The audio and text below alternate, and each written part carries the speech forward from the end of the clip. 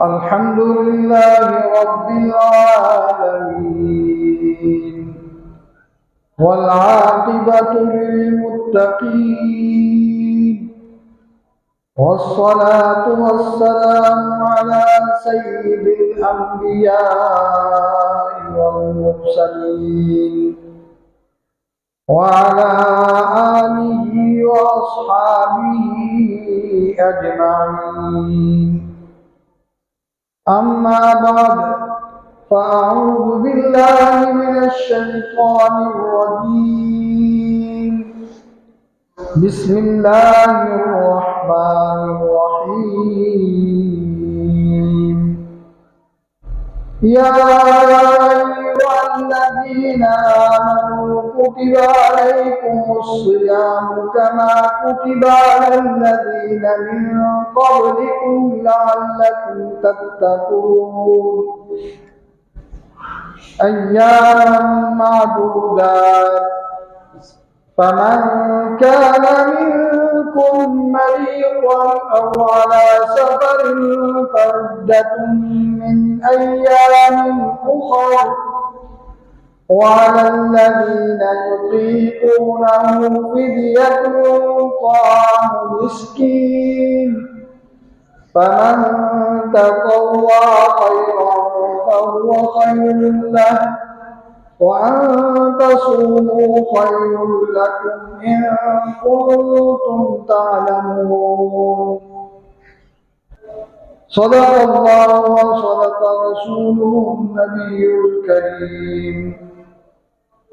अल्लाहुम्मा सल्लि अला मुहम्मद व अला आलि मुहम्मद कमा सल्लैता अला इब्राहीम व अला आलि इब्राहीम इन्नका हमीदुम मजीद।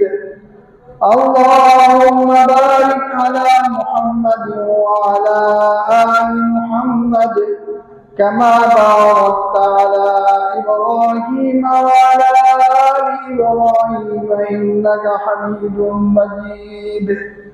सुब्हान रब्बिका रब्बिल इज्जति अम्मा यसिफून व सलामुन अलल मुरसलीन वल्हम्दुलिल्लाहि रब्बिल आलमीन।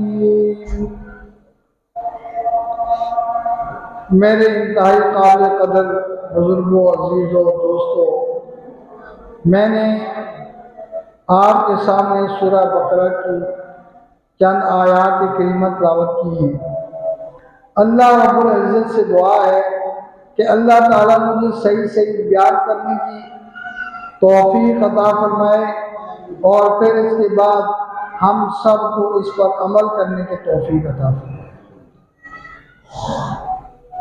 ये शाबान का महीना है। आज इसकी 19 तारीख है और इसके बाद अनकरीब जो महीना आने वाला है वो रमज़ान का महीना है।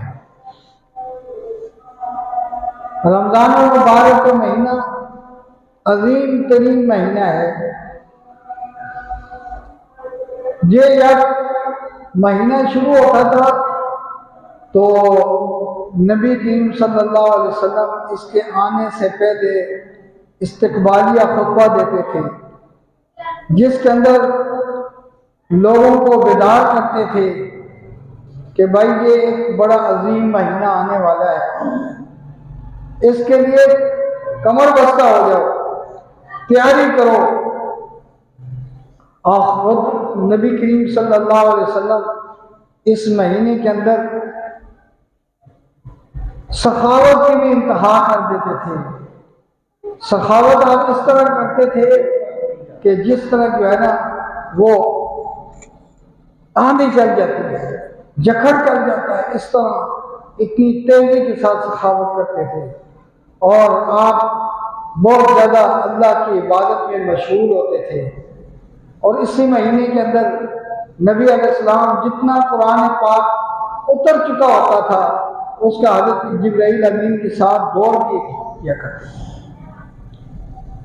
तो गोया कि ये महीना जिस तरह के कारोबारी लोगों के यहाँ सीजन का एक वक्त होता है, एक सीजन होता है कमाई का, इसी तरह अल्लाह की रहमत, अल्लाह की नवाजिशों, सआदतों के हुसूल का महीना है।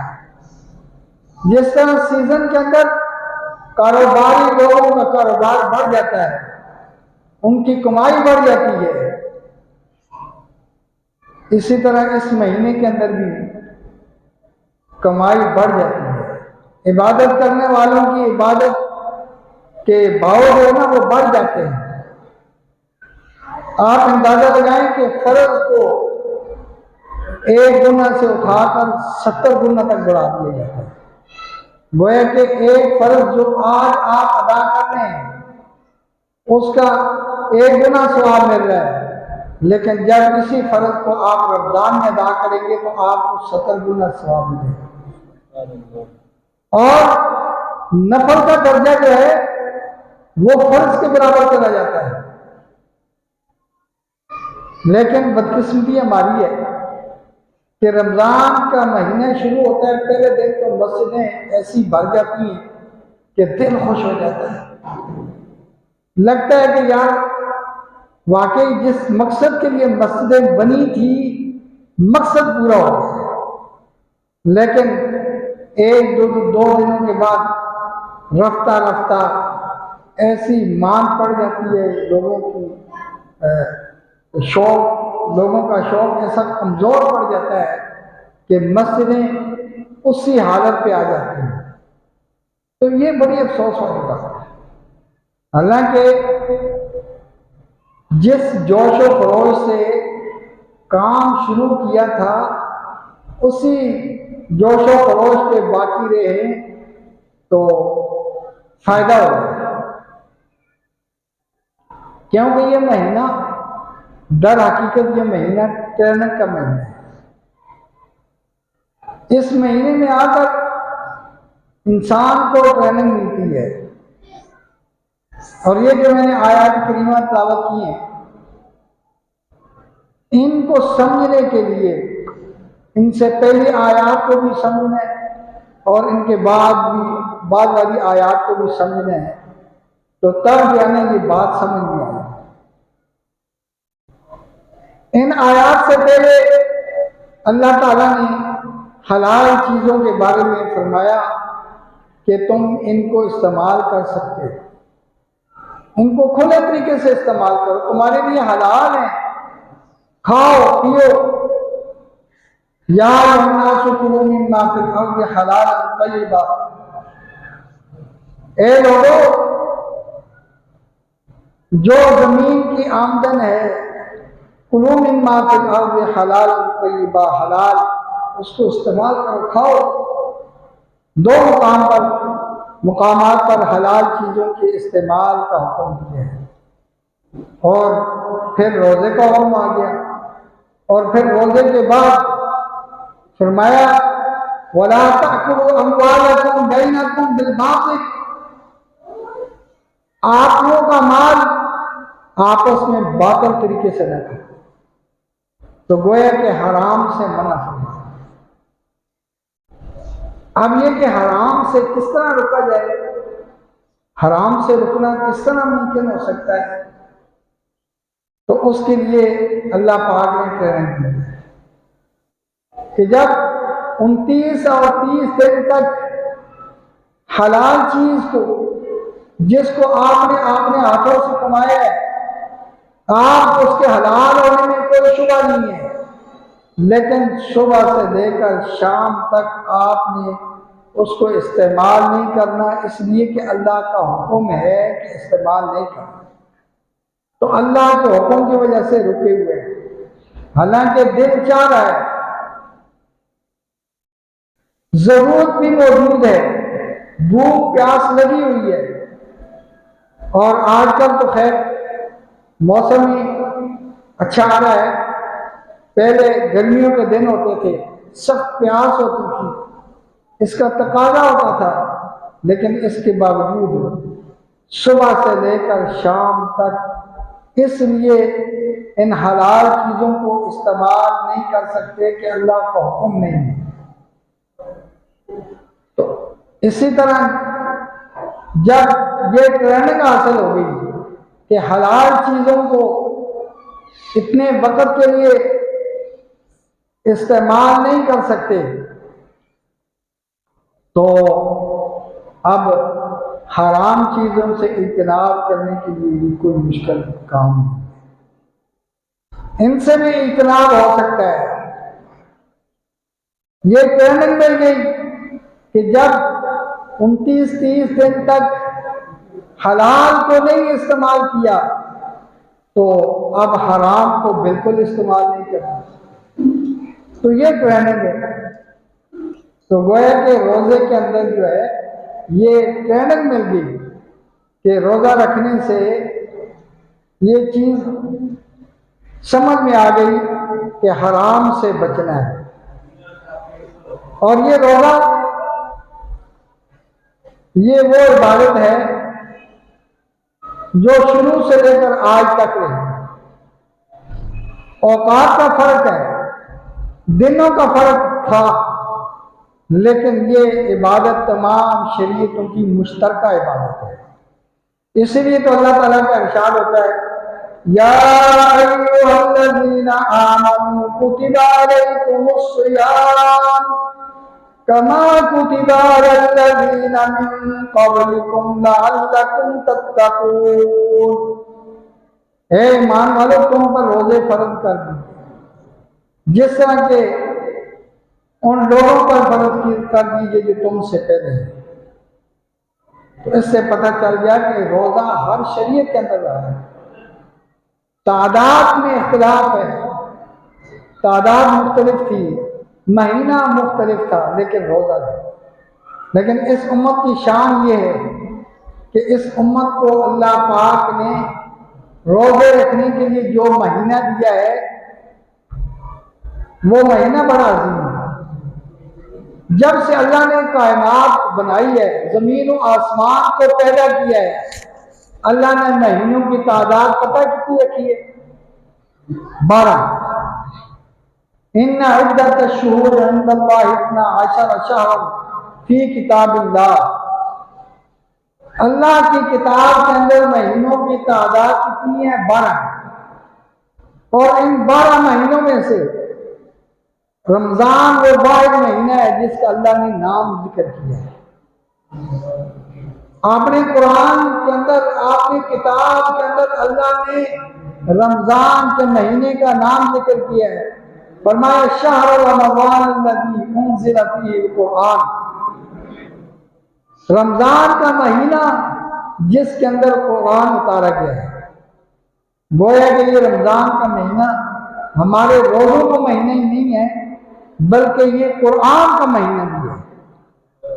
इसमें अल्लाह पाक ने कुरान पाक को नाज़िल फरमाया है। ये बहुत अजीम महीना है। इसीलिए रमजान के महीने के अंदर ही जिस दिन को जहां रोजा रखा जाता है, रात को तरावीह के अंदर कुरान पाक भी सुनाया जाता है। क्यों? कि कुरान पाक और रमजान का गहरा ताल्लुक है। ये गोया के कुरान का महीना हुआ और ये अजीम महीना जब आता तो नबी करीम सल्लल्लाहु अलैहि वसल्लम आपने सहाबा को फरमाते, इस्तग़ल्ला अलैकुम शहरुन अज़ीमुन मुबारकुन, कि तुम पर एक अजीम बरकतों वाला महीना साया फगन हो रहा है। तो सहाबा इकराम पूरी तरह जो है इस महीने की कदर किया करते थे, पूरी तरह मुतवज्जे होते थे। खुद नबी अलैहिस्सलाम इस महीने की बड़ी कदर फरमाते थे। इस महीने के अंदर नबी पाक सल्लल्लाहु अलैहि वसल्लम इबादत के अंदर वैसे भी आपका मामूल कसरत से इबादत करने का था, लेकिन रमज़ान के महीने के अंदर मैंने अर्ज़ की ना कि आप सल्लल्लाहु अलैहि वसल्लम बहुत ज़्यादा इबादत फरमाते थे। हालांकि नबी अलैहिस्सलाम का अजीम दर्जा है, मखलूक में सबसे आला दर्जा नबी करीम सल्लल्लाहु अलैहि वसल्लम का है, और इसके बावजूद भी इतनी इबादत करते थे कि आपके पाँव मुबारक पे बर्म आ जाता था, और बस औक़ात आपके पाँव मुबारक जो है वो फट जाते थे। सहाबा इकराम ने अर्ज़ की, या रसूलल्लाह सल्लल्लाहु अलैहि वसल्लम, आप तो मासूम हैं, तो आपको इतनी मुशक्क़त करने की क्या जरूरत है? तो फरमाया, अफला अकूना अब्दन शकूरा, क्या मैं अल्लाह का शुक्रगुजार बंदा ना बन जाऊं? तो जब हमारे आका सल्लल्लाहु अलैहि वसल्लम इस कदर मेहनत कर रहे हैं, तो क्या हमें इस चीज़ की इजाज़त हो सकती है कि हम रमज़ान का महीना आए और हम सुस्ती करें? हमें तो कतई कोई गुंजाइश नहीं है कि हम इस मामले में सुस्ती करें। देखें, मस्जिदें बनी हुई हैं। अब मस्जिदें किस मकसद के लिए बनाई गई हैं? आपको पता है ना, मस्जिदें किसके लिए बनाई गई हैं? इबादत के लिए बनाई गई हैं, नमाज अदा करने के लिए बनाई गई हैं। तो यहां मस्जिद के अंदर गिने चुने आदमी आ जाएं और लोगों की तवज्जो ही ना हो, तो ये फिर हम देखें ना कि हमारा नबी करीम सल्लल्लाहु अलैहि वसल्लम के साथ ताल्लुक किस कदर कितना कमजोर है कि नबी करीम सल्लल्लाहु अलैहि वसल्लम इस हालत में भी तशरीफ लाते हैं कि दो बंदों का सहारा लिया हुआ है, पाँव घिसट घिसट कर रख रहे हैं, लेकिन नमाज आप सल्लल्लाहु अलैहि वसल्लम मस्जिद के अंदर आकर अदा करें। तो हम जरा सी तकलीफ नहीं होती है तो हम मस्जिद में आना बंद कर देते हैं, मस्जिद में नहीं आते, तो क्या अल्लाह हमसे राजी हो जाएंगे? अल्लाह की खुशनुदी हमें हासिल हो जाएगी? मेरे बयान करने का मकसद आज ये है कि हमें पूरी तरह रमजान के लिए तैयार हो जाना चाहिए।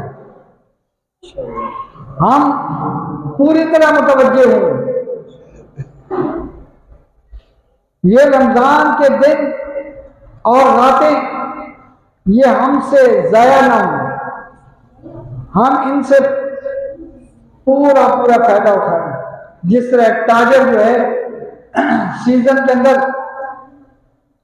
वो आला दर्जे की कमाई करता है और वो खुश होता है कि मेरा अच्छा सीजन लग गया है, मैंने अच्छी कमाई कर ली है।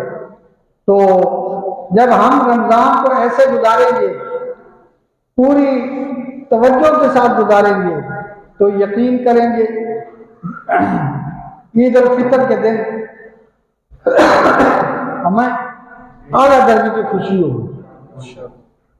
हम अपने आप को एक कामयाब तरीन इंसान समझेंगे। लेकिन अगर हमने रमजान को गफलत में गुजार दिया, खेल तमाशे में गुजार दिया, इंटरनेट की मसरूफियात में गुजार दिया, तो फिर हमसे बड़ा बदबख्त होगा। ये रमजान का महीना आते ही अल्लाह पाक शैतानों को गिरफ्तार कर लेते हैं, जहन्नम के दरवाजों को बंद कर दिया जाता है और जन्नत के दरवाजे खोल दिए जाते हैं और जन्नत को आरास्ता कर दिया जाता है।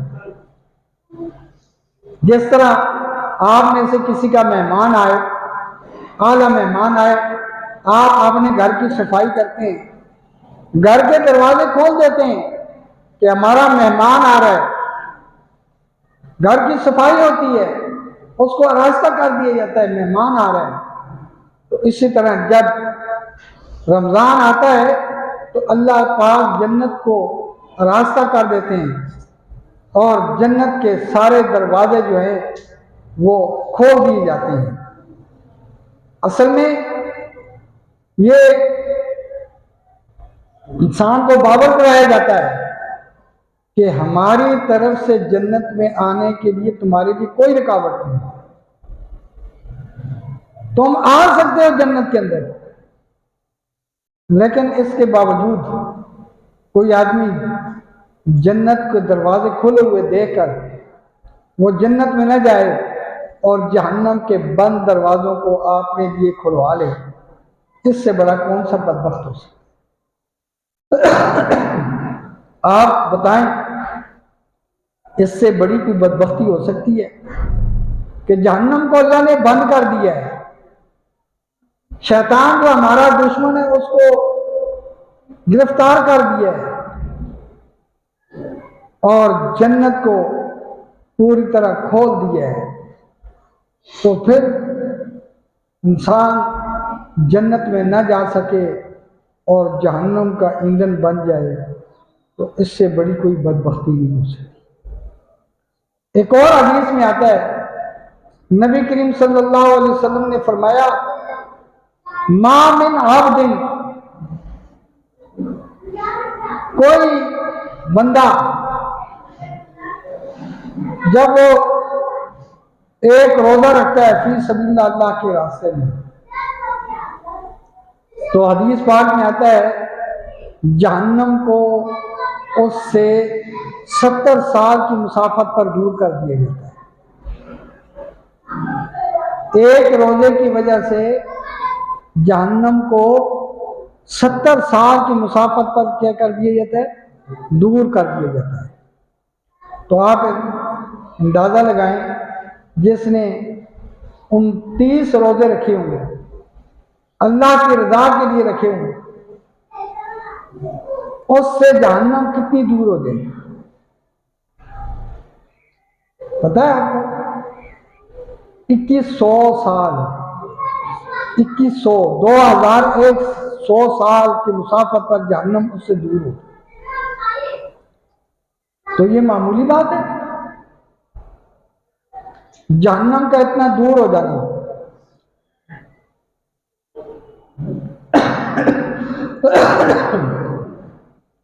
जहन्नम 2100 साल की मुसाफत पर दूर हो जाए तो इससे बड़ी कोई कामयाबी नहीं हो सकती। और इसी तरह मैंने अर्ज किया ना कि इबादत का सवाब बढ़ जाता है, फ़र्ज 70 गुना बढ़ जाते हैं और नवाफिल जो हैं वो फ़राइज़ के दर्जा अख्तियार कर लेते हैं। इस कदर नफ़ामंद तिजारत आपको कहीं भी नहीं मिल सकती। जो अल्लाह पाक नफ़ा दे रहे इतना नफ़ा कोई भी नहीं दे सकता। तो इसलिए रमज़ान का महीना जैसे ही शुरू हो, हमें उससे पहले अपने आप को तैयार कर लेना चाहिए। हमें अपना ज़हन बना लेना चाहिए कि भाई रमज़ान से पहले हमने अपने आप को 5 वक्त का नमाजी बनाना है। और अगर 5 वक्त के नमाजी अल्लाह का शुक्र अदा करते हुए मज़ीद नवाफिल नफली नमाजें उनको शुरू कर दें, ताकि वो नफली नमाजें जो है ना वो फ़र्ज का दर्जा अख्तियार कर जाएं, तो हमारे लिए जो है ना ये सवाब बढ़ता ही चला जाए। हमारा ये जो बैंक बैलेंस है ये कई गुना जो है ना वो ऊपर चला जाए। तो इसके लिए आप लोग कोशिश करेंगे कि नहीं? हाँ जी, अपनी फिक्र भी करनी है और अपने दोस्तों की, अपने घर वालों की फिक्र भी करनी है। तो इसके लिए भी आप तैयार हैं? हाँ, हर एक ने अपने दोस्तों, अपने घर वालों, ये घर के अंदर खवातीन, इनको भी, बच्चों को भी, सबको तैयार करना है। तो इंशाअल्लाह जब ये कोशिश करेंगे आप, तो ये मस्जिद इंशाअल्लाह एक वक्त आएगा भर जाएगी। और ये हमेशा ये हमारी मस्जिद जो है ये रौनक होगी। ऐसा समा ये एक तारीख एक मिसाली मस्जिद बनेगी इंशाअल्लाह। तो इसके लिए जो है ना मेहनत की ज़रूरत है। तो हम सब अज़्म मुसम्मत कर रहे कि हमने अपने दोस्तों को, अपने घर वालों को, सबको तैयार करना है इंशाअल्लाह। अल्लाह ताला से दुआ है कि अल्लाह ताला हम सबको तौफीक अता फरमाए। व आखिर दावाना अनिल हम्दुलिल्लाह।